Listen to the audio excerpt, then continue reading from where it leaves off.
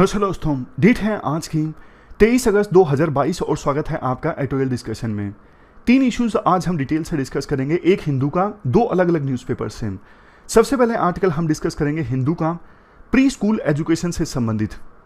दूसरा आर्टिकल हम डिस्कस करेंगे इंडियन एक्सप्रेस का, सी राजा मोहन का, जो हर ट्यूसडे को आता है, IR से संबंधित। अच्छा लिखते हैं सी राजा मोहन, IR से संबंधित आर्टिकल्स। और तीसरा आर्टिकल सोलर एनर्जी का हम डिस्कस करेंगे। डिस्कशन हम स्टार्ट करें उससे पहले ना एक एथिक्स का एग्जांपल आप देख लीजिए, इमोशनल इंटेलिजेंस का। कल देखो बिहार में बहुत सारे एस्पायरेंट्स जो टीचर बनना चाहते हैं उनके द्वारा ना पटना में प्रोटेस्ट किया जा रहा था, तो पुलिस ने उनको डिस्पर्स कर दिया। लेकिन एक जो प्रोटेस्टर है ना वो जाने को तैयार नहीं हुआ। उसके बाद क्या हुआ वो आप देखिए, 10 सेकंड की क्लिप है।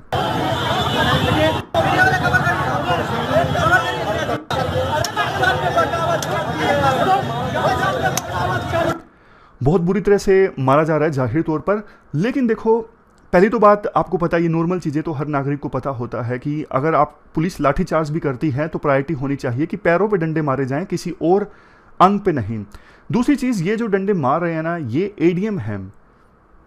ADM का कोई काम ही नहीं है डंडे चलाने में, पुलिस का काम है। तो बात यहाँ पे ये है, एक सिविल सर्वेंट को ना हमेशा काम एंड कंपोज्ड रहना चाहिए।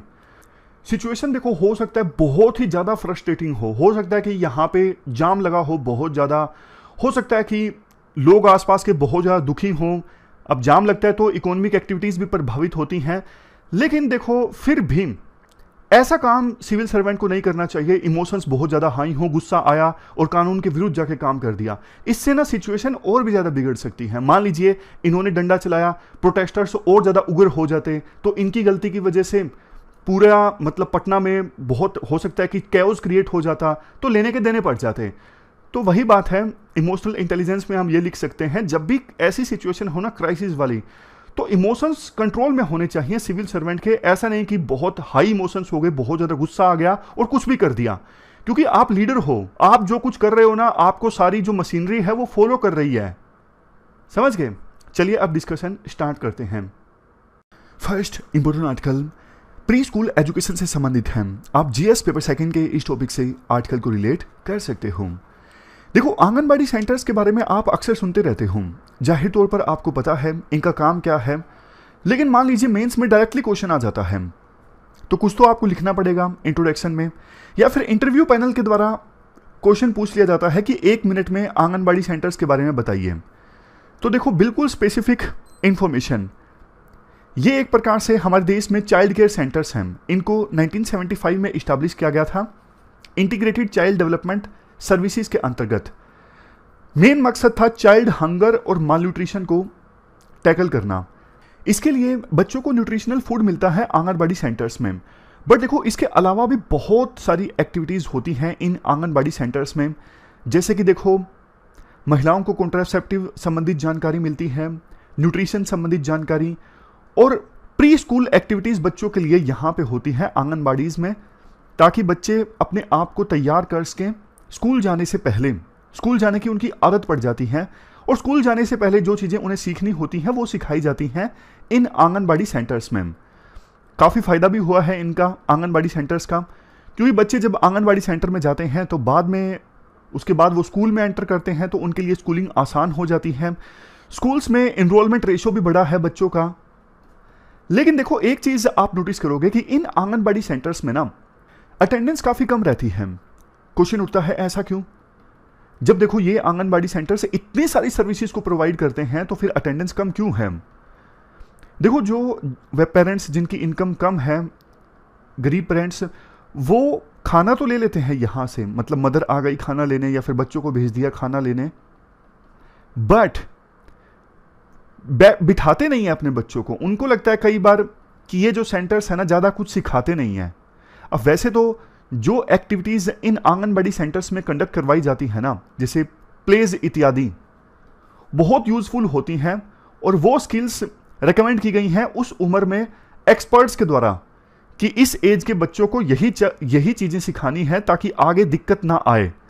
राइटर कहते हैं, देखो दिक्कत वहाँ है, पेरेंट्स आखिरकार चाहते क्या हैं और आंगनवाड़ी सेंटर्स में होता क्या है, दोनों के बीच में ना गैप है। देखो पेरेंट्स क्या चाहते हैं, आपको भी पता है, हमारे बच्चे आगे निकलें। कल भी हमने आर्टिकल डिस्कस किया था, आज का जो वर्ल्ड है काफ़ी कॉम्पिटिटिव है। पेरेंट्स अपने बच्चों को लेकर काफ़ी संजीदा होते हैं, हमारे बच्चे पिछड़ ना जाएं। और ख़ास करके गरीब परिवारों के जो पेरेंट्स हैं ना, उनको ये लगता है और लगना भी चाहिए कि हम तो गरीब रह गए, लेकिन हमारे बच्चे पढ़ लिख के आगे निकल जाएं। लेकिन आंगनबाड़ी सेंटर्स में ना बहुत बार ऐसे प्लेस जब होते हैं ना, फन रिलेटेड एक्टिविटीज़ होती हैं, तो पेरेंट्स को ये लगता है कि यहाँ पे तो सिर्फ खेल होता है, सीखने को नहीं मिलता। क्योंकि देखो बहुत बार ऐसा होता है कि पेरेंट्स खुद इलिटरेट हैं, उन्हें नहीं ऐसा पता नहीं लगता कि फन की सहायता से ही, यानी खेल की सहायता से ही बच्चे धीरे धीरे सीख रहे हैं, उन्हें यह एहसास नहीं होता। ये बात देखो राइटर इसलिए बोलते हैं, जैसे मैंने पहले आपको बताया, आंगनवाड़ी सेंटर्स में जो चीज़ें होती हैं ना, जैसे प्ले रिलेटेड एक्टिविटीज़ सिखाने के लिए खेल खेल में सिखाया जाता है, तो वो ना एक्सपर्ट्स के द्वारा रिकमेंड की गई हैं, बहुत सोच समझ के कि इस एज ग्रुप के बच्चों को यही एक्टिविटीज़ करनी चाहिए। अब खेल रिलेटेड एक्टिविटीज़ होती हैं तो बच्चों की मोटर स्किल्स इन्वॉल्व होती हैं। मोटर स्किल्स मतलब बच्चे इधर से उधर भागते हैं, रेंगते हैं, चलते हैं, दौड़ते हैं, तो उनका जो शरीर है ना वो खुल जाता है। कुछ चीज़ें वो खुद से करने लगते हैं। मतलब बहुत से बच्चे ऐसे होते हैं जिनको घरों में खिलौने नहीं मिलते, तो आंगनवाड़ीज़ में खिलौने अवेलेबल होते हैं, वो एक खिलौने को दूसरे से जोड़ते हैं, यानी एग्जीक्यूटिव फंक्शन परफॉर्म करते हैं, अर्ली लैंग्वेज सीखते हैं, नंबर्स से खेलते हैं, आपस में दोस्त बनते हैं, सोशल स्किल्स डेवलप होती हैं।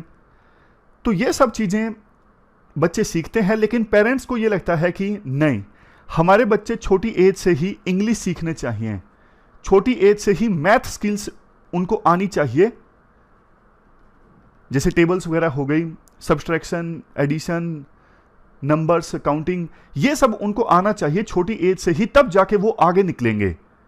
अब ये सब आंगनवाड़ी में नहीं सिखाया जाता, कायदे से सिखाया भी नहीं जाना चाहिए इस एज के बच्चों को, क्योंकि शुरू से ही अगर ये रट्टा मरवाने वाली चीज़ें सिखाई जाएंगी, काउंटिंग याद करो, टेबल याद करो, तो बच्चों में ना शुरुआत से ही, बचपन से जॉय निकल जाएगा, खुशी निकल जाएगी, और जो शरीर जिस प्रकार से डेवलप होना चाहिए, फन उस उम्र में होना चाहिए, वो सब नहीं रहेगा। शुरू से ही बच्चे पे बर्डन आना स्टार्ट हो जाएगा।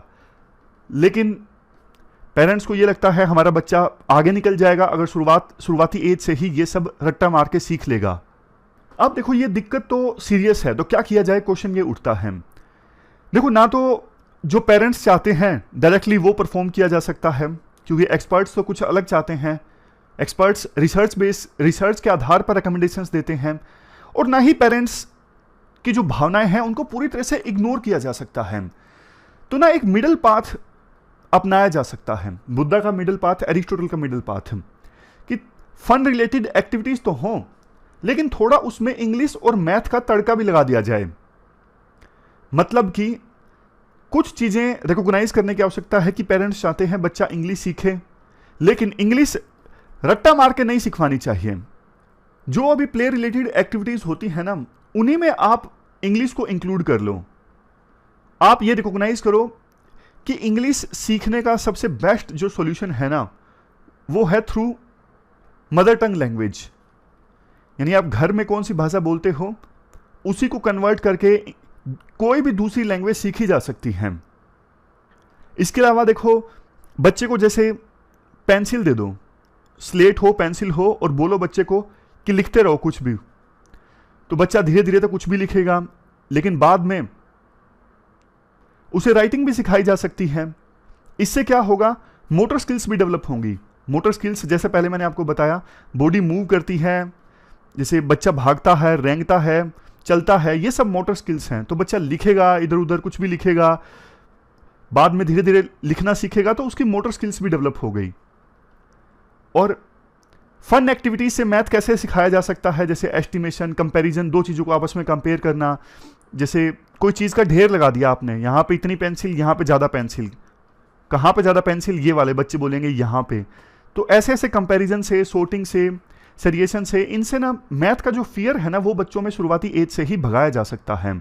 और एक्सपर्ट्स बोलते हैं शुरुआती एज से अगर डर निकल गया ना मैथ वगैरह का, तो बाद में ये चीज़ बहुत काम आती है, बाद में बच्चा मैथ आसानी से सीख सकता है।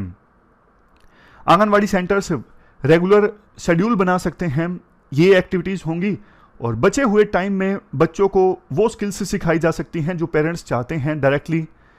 जैसे इंग्लिश, मैथ, लिटरेसी, वो सब।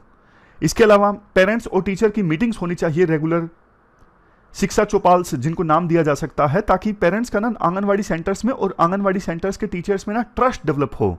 रेगुलर मैसेजेस पेरेंट्स को शेयर करने चाहिए आंगनवाड़ी सेंटर्स के द्वारा कि हमने तो आज बच्चे को ये सिखाया है, आप घर में इसकी प्रैक्टिस करवा दीजिएगा, इससे वो चीज़ ना कभी भूलेगा नहीं। तो बात यही है कि देखो, पेरेंट्स का जो माइंडसेट है ना वो चेंज नहीं होगा, लेकिन ये सारी एक्टिविटीज़ थोड़ी थोड़ी आंगनवाड़ी में इंक्लूड की जा सकती है पेरेंट्स का भरोसा आंगनवाड़ी में बनवाने के लिए, ताकि ट्रस्ट डेवलप हो पेरेंट्स का और पेरेंट्स अपने बच्चों को आंगनवाड़ी सेंटर्स में भेजें। और दूसरा तो देखो, लॉन्ग टर्म में तो आप ज़्यादा से ज़्यादा अवेयरनेस फैलाओगे। एक तरफ जहां आंगनवाड़ी सेंटर्स की वर्किंग आप इंप्रूव करोगे, दूसरी तरफ एक मास कैंपेन चलाओगे कि क्यों आंगनवाड़ी सेंटर्स में पेरेंट्स को अपना बच्चा भेजना जरूरी है, क्योंकि आंगनवाड़ी सेंटर्स में ना एक प्रकार से नींव बन रही है। हमारे देश में ना आज के समय में 13 लाख के आसपास आंगनवाड़ी सेंटर्स हैं। ये देखो 13.3 लाख दोनों हैं, आंगनवाड़ी और मिनी आंगनवाड़ी सेंटर्स। कई जगह पॉपुलेशन अगर थोड़ी होती है तो वहां पे मिनी आंगनवाड़ी सेंटर्स ओपन कर लिया जाता है। आज के समय में इन आंगनवाड़ी सेंटर्स के द्वारा ना 30 मिलियन यानी 3 करोड़ बच्चों को सर्व किया जा रहा है पूरे देश में। तो ये आंगनवाड़ी सेंटर्स की जीत है, जीत आगे भी कायम रहे। हमारे देश में जो डेमोग्राफिक डिविडेंड है उसको हम ठीक से यूज कर सकें, इसके लिए ये चाहिए कि आंगनवाड़ी सेंटर्स को और ज़्यादा मजबूत बनाया जाए। सरकार कुछ प्रयास करे, इन आंगनवाड़ी सेंटर्स में बच्चों की जो एनरोलमेंट है और अटेंडेंस है वो इंप्रूव हो। तो ये पूरा आर्टिकल हमने डिस्कस किया। इसके बाद देखो अगला आर्टिकल इंडियन एक्सप्रेस का सी राजा मोहन का है, न्यू दिल्ली बैलेंसिंग एक्ट। क्या कंटेस्ट है? देखो, चाइना का एक न्यूज़पेपर है ग्लोबल टाइम्स, इंडिपेंडेंट न्यूज़पेपर नहीं है, एक प्रकार से चाइना की कम्युनिस्ट पार्टी का प्रोपगेंडा है। यहां पर मैं ना एक चाइना के सेकुलर्स ने, जिनका नाम है लियो जोंगई, इन्होंने ना एक आर्टिकल लिखा। लियो जोंगई चाइना के ग्लोबल टाइम्स न्यूज़पेपर में ये लिखते हैं, अगर यूएसए और चाइना के बीच में लड़ाई होती है ताइवान के इशू पर, तो इसका सीधा सीधा फायदा होगा इंडिया को। उस प्रकार से जैसे इंडिया पहाड़ के ऊपर बैठा है और नीचे इंडिया पहाड़ के ऊपर बैठा है और सामने 2 टाइगर्स आपस में लड़ रहे हैं। कौन कौन? एक तो चाइना और दूसरा यूएसए। ये इंडिया चाहता है। ये किसकी सोच है? ये चाइना के सेकुलर की सोच है, जिसने ग्लोबल टाइम्स में न्यूज़पेपर में आर्टिकल लिखा। इवन देखो, चाइनीज तो यही आर्गुमेंट रशिया और यूएसए के बीच लड़ाई को लेकर भी एक्सटेंड कर देंगे। यूक्रेन वार चल रहा है, चाइनीज की अगर बात माने तो यूक्रेन वार में भी इंडिया को ही फायदा है। कैसे? रशिया लड़ रहा है यूक्रेन से और यूक्रेन को सपोर्ट किया जा रहा है यूएसए और एलाई कंट्रीज के द्वारा। तो यूएसए और रशिया दोनों कमजोर हो रहे हैं और फायदा इंडिया को हो रहा है। ये चीज बोल सकते हैं चाइनीज। बट देखो, इंडिया की ऐसी सोच नहीं है। जो चाइनीज सेकुलर लिख रहे हैं ना, ये चीजें इंडिया के स्ट्रेटेजिक कल्चर का पार्ट नहीं है। पहली तो बात, ये कहना कि यूक्रेन वार से इंडिया को फायदा हो रहा है, गलत है। क्योंकि एक तरफ देखो, यूक्रेन वार के कारण तेल महंगा हो गया इंटरनेशनल मार्केट में, हम तेल इंपोर्ट करते हैं, हमें महंगा तेल मिल रहा है। दूसरा, कोविड-19 की महामारी के बाद इंडिया प्लान कर रहा था कि अब हमारी इकोनॉमी तेजी से ग्रो करेगी, बहुत तेजी से, अब सब कुछ ठीक है। लेकिन एकदम से वार हो गया, तो ग्लोबल इकोनॉमी में भी सिचुएशन ठीक नहीं है, इंडिया भी लिंक्ड है ग्लोबल इकोनॉमी से, तो कहां फायदा हुआ? राइटर कहते हैं, इनफैक्ट देखो, आजाद भारत तो ना हमेशा चाइना को लेके ना बहुत ज्यादा आइडियलिस्टिक रहा है। देश आजाद हुआ उस समय नेहरू एशियन सेंचुरी की बातें किया करते थे, जबकि देखो एक्सपर्ट्स बोल रहे थे नेहरू को कि इंडिया और चाइना के बीच में ना स्ट्रक्चरल प्रॉब्लम है, दोनों एक साथ कभी नहीं आ सकते। लेकिन फिर भी बावजूद इसके आजाद इंडिया के द्वारा कोशिश की गई कि चाइना के साथ रिश्ते सही रखे जाएं। तिब्बत को चाइना का अंग मान लिया इंडिया ने। इवन यूएन सिक्योरिटी काउंसिल में भी यह बोला गया कि चाइना इस सीट को डिजर्व करता है, परमानेंट सीट को। उस समय ना ज्यादातर एशियन देश चाइना को लेके ना स्केप्टिकल थे, मतलब वो डरते थे कि चाइना आगे अपना रंग दिखाएगा। बांडुंग में कॉन्फ्रेंस हुई थी 1955 में, उस समय भी इंडिया की सोच चाइना को लेके काफी पॉजिटिव थी। एक प्रकार से ना लंबे समय तक यूं कह सकते हैं कि इंडिया ने चाइना फर्स्ट की स्ट्रेटजी अपनाई। और ऐसा नहीं है इसका खामियाजा इंडिया को नहीं भुगतना पड़ा, भरपूर खामियाजा भुगतना पड़ा। 1962 का युद्ध हम हार गए और गलवान वैली में क्लैश हुआ ना, फाइनली तब जाके थोड़ी बहुत इंडिया की आंखें खुली हैं कि चाइना के साथ रिश्ते कभी इंप्रूव नहीं होंगे। अब चाइना की पावर बहुत ज़्यादा बढ़ चुकी है इंडिया से, ये एक रियलिटी है।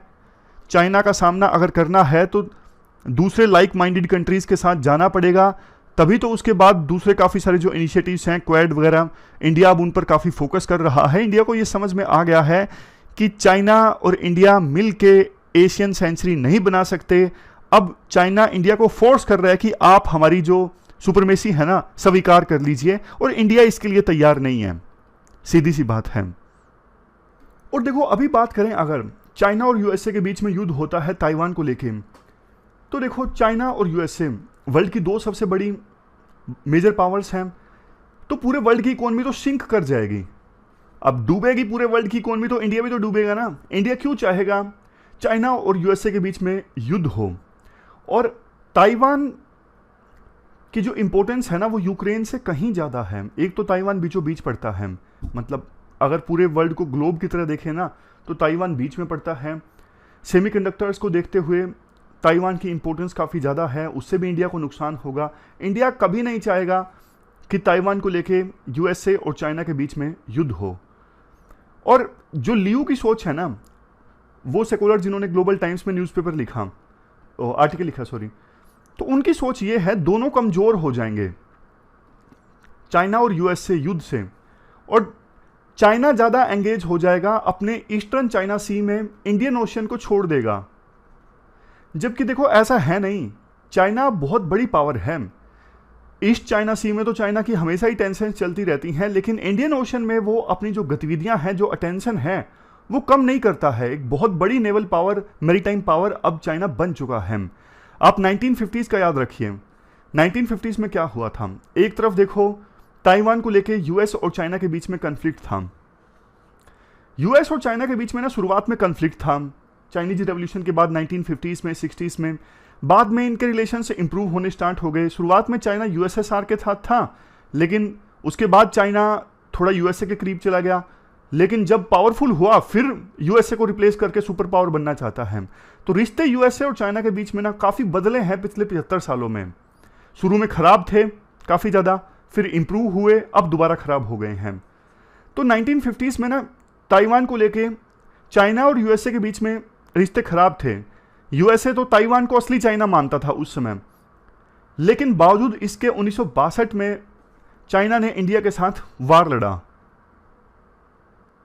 तो अभी भी ताइवान को लेकर कन्फ्लिक्ट रहेगा, तो चाइना इंडिया को तंग नहीं करेगा, इंडिया के साथ युद्ध नहीं लड़ेगा, इसकी कोई गारंटी नहीं है। चाइना इवन ध्यान भटकाने के लिए भी, अपनी पावर दिखाने के लिए भी इंडिया से युद्ध स्टार्ट कर सकता है, यूएसए को चेतावनी देने के लिए। आज के समय में चाइना के पास में पॉलिटिकल विल है, इकोनॉमिक मसल है, यानी बड़ी इकोनॉमिक पावर है, और नेवल कैपेबिलिटी भी काफ़ी बड़ी है, काफ़ी ज़्यादा है चाइना के पास में। 2 एशियन स्ट्रेटजी चाइना के द्वारा परस्यू की जा सकती है। और देखो सी राजा मोहन के अनुसार लियू का ये आर्ग्यूमेंट भी गलत है कि अगर चाइना का यूएसए के साथ कन्फ्लिक्ट बढ़ता है तो इंडिया के लिए इस प्रकार से फ़ायदा है कि चाइना इंडिया की तरफ नाइस हो जाएगा। नाइस मतलब अच्छा बिहेव करने लगेगा इंडिया से, क्योंकि चाइना को लगेगा कि इंडिया ज़्यादा यूएसए का साथ ना दे, ऐसी सिचुएशन में हमारी ऑलरेडी टेंशन्स हैं यूएसए के साथ में। नहीं, चाइना की सोच ऐसी नहीं है। पिछले 75 सालों में चाइना की सोच कभी भी ऐसी नहीं रही है कि इंडिया के साथ अच्छा बिहेव किया जाए, इससे फ़ायदा ये होगा कि इंडिया वेस्टर्न कंट्रीज़ की तरफ ना जाए। इंडिया की सोच शुरू में बेशक ऐसी रही हो, लेकिन चाइना की सोच कभी भी ऐसी नहीं रही है।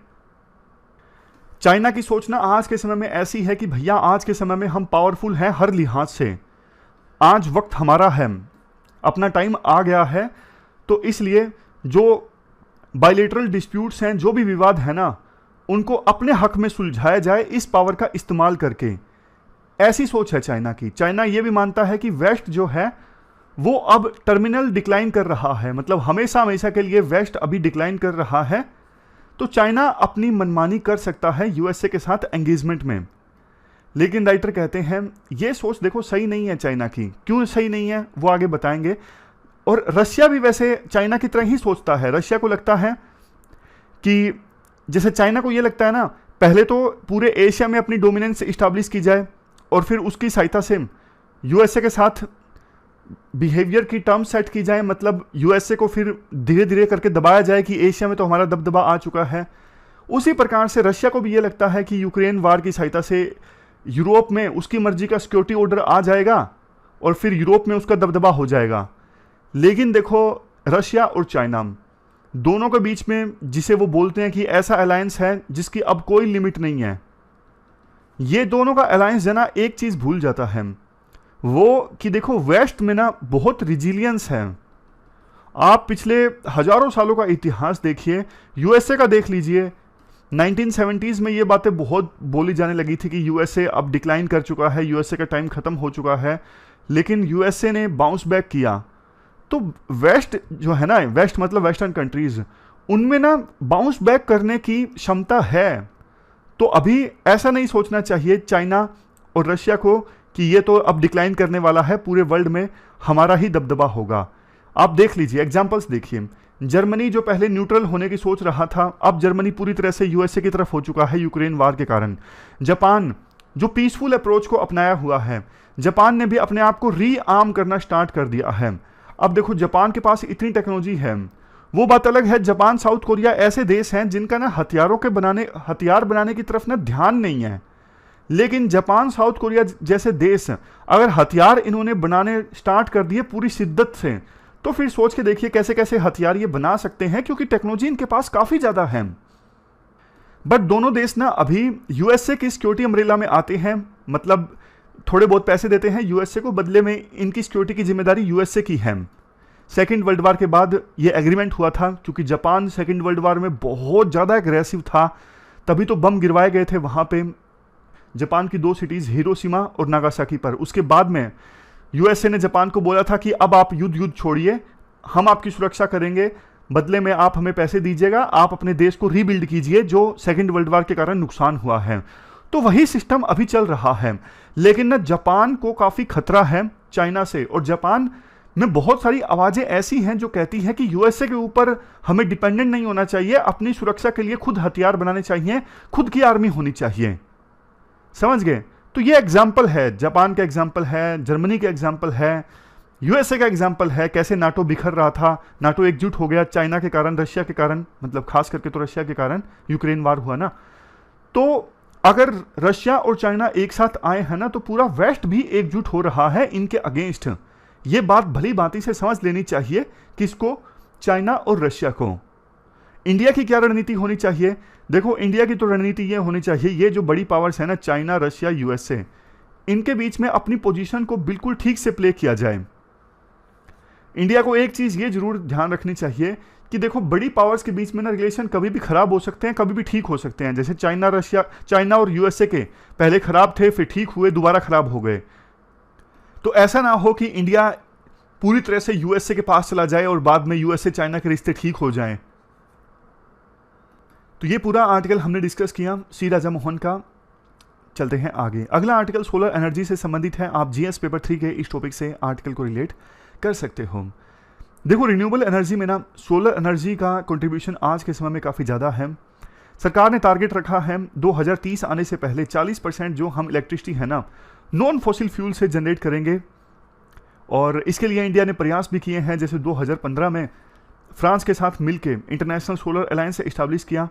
2018 में ये international solar alliance treaty based organisation में तब्दील हो चुका है। इसका हेडक्वार्टर है गुरुग्राम में। पोटेंशियल देखो सोलर एनर्जी का एग्रीकल्चर में काफ़ी ज़्यादा है। जैसे सोलर पंपिंग सिस्टम है, ऐसे पंप्स जो सोलर एनर्जी की सहायता से चलें, नीचे से पानी ऊपर निकालें। Solar crop drawing, solar energy से चलने वाले ड्रायर जो फसलों को सुखा सकते हैं, जैसे potatoes, grains, carrots. Solar spraying, इस प्रकार से ये जो स्प्रे मशीन है ना, उसके पीछे सोलर पैनल लगाया जा सकता है ताकि बैटरी की जरूरत ही ना पड़े इन सोलर स्प्रेयर्स में। सोलर पावर ट्रैक्टर्स, मतलब अगर ये पैनल्स लगाए जाए ना खेतों में, तो इनकी सहायता से ट्रैक्टर चल सकते हैं। अब ट्रैक्टर इनकी सहायता से चलेंगे तो देखो ऑयल कम यूज होगा, एमिशन कम होगा, किसानों की इनकम बढ़ेगी। चैलेंजेस हम डिस्कस करें उससे पहले देखो ना, सोलर एनर्जी को ना 2 प्रकार से यूज किया जा सकता है, एक ऑफ ग्रिड, एक ऑन ग्रिड। ऑन ग्रिड तो मतलब जैसे सोलर पैनल्स खेत में लगे हुए हैं और वो पैनल्स जुड़े हुए हैं ग्रिड से, इसका फ़ायदा ये होता है, मान लीजिए किसान के द्वारा ज़्यादा सोलर एनर्जी प्रोड्यूस की जाती है ना, तो वो ग्रिड को बेची जा सकती है। ऑफ ग्रिड मतलब कोई कनेक्शन नहीं है ग्रिड से, जितना किसान प्रोड्यूस करता है उतना यूज़ कर लेता है। अब ना ऑन ग्रिड का फ़ायदा है, ऑफ ग्रिड का फ़ायदा नहीं है। ऑफ ग्रिड में एक तो सोलर एनर्जी का नुकसान हो जाएगा, अगर किसान स्टोर करके रखना चाहता है तो उसके लिए बैटरी की जरूरत पड़ेगी। अब बैटरी में तो एमिशन होगा, खर्चा भी बढ़ेगा, तो ये सही नहीं है। चैलेंजेस की बात करते हैं। सबसे बड़ा challenge land scarcity. Solar panels लगाने के लिए ज़मीन चाहिए ना, ज़मीन की तो कमी है देश में। अब ज़्यादातर जो सोलर पैनल्स बनाने वाले हैं ना, वो एक्सपोर्ट ज़्यादा करना चाहते हैं, वो डोमेस्टिक मार्केट पे फोकस नहीं कर रहे हैं। ग्रिड के साथ इंटीग्रेशन बहुत कम है खेतों में जो किसानों ने सोलर पैनल्स लगाए हैं। सॉलिड वेस्ट मैनेजमेंट पॉलिसी नहीं है, मतलब ये जो पैनल्स हैं ख़राब हो गए, उनको कहाँ डिस्पोज करें। Commercial viability and utility. देखो ये जो टेक्निक है ना सोलर एनर्जी को प्रोड्यूस करने की, ये ना थोड़ी इंप्रूव होनी चाहिए, क्योंकि पूरे देश में सिचुएशन एक जैसी नहीं है। कहीं पे सन कम है, कहीं पे ज़्यादा है, कहीं पे सीजनल सनशाइन देखने को मिलती है, कहीं पर पूरा साल देखने को मिलती है। तो थोड़ा सा ना सोलर पैनल्स में भी बदलाव आना चाहिए, टेक्नोलॉजी और अच्छी होनी चाहिए। थर्मल पावर प्लांट्स तो देखो दूसरी चीज़ है, बट सोलर पावर में क्या होता है, ये कंज्यूमर डोमिनेटेड पावर जनरेशन है, इसमें लोगों का जो पार्टिसिपेशन है ना बहुत ज़रूरी है। सरकार ने कौन से इनिशिएटिव्स लिए हैं? International solar alliance, national solar mission, किसान ऊर्जा सुरक्षा एवं उत्थान महाअभियान यानी पीएम कुसुम, one sun one world one grid, ये सरकार के कुछ इनिशिएटिव्स हैं। होना क्या चाहिए? इंसेंटिव बेस्ड एक्सपेंशन पॉलिसीज होनी चाहिए, किसानों को थोड़ा इंसेंटिव दिया जाए सोलर एनर्जी प्रोड्यूस करने के लिए। Solar energy multi potential candidate for development. अब इसका मतलब देखो ये है, ना सिर्फ खेतों में यूज़ करने के लिए, बल्कि इलेक्ट्रिक व्हीकल्स को चलाना हो, डोमेस्टिक यूटिलिटी, सबके लिए सोलर एनर्जी का इस्तेमाल किया जा सकता है। Better financing and training.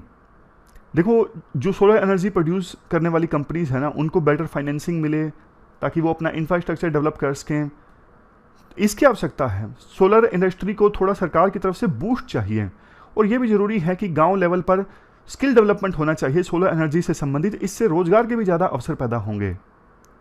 और कंज्यूमर्स में भी अवेयरनेस आनी चाहिए, कंज्यूमर्स को लगेगा कि हाँ सोलर एनर्जी के फ़ायदे हैं, तब वो लगवाएंगे।